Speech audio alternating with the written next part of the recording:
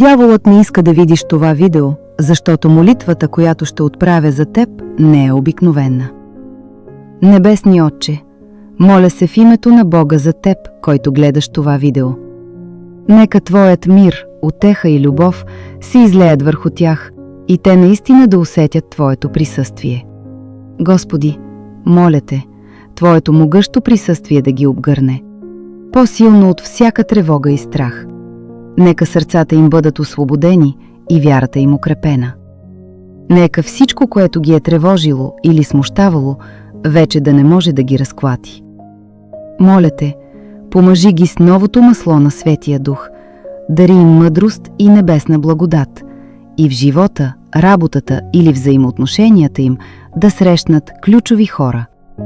Отвори им врати на благословение, които никой да не може да затвори. Всичко това моля в святото име на нашия Господ Исус Христос. Ако вярваш, напиши Амин.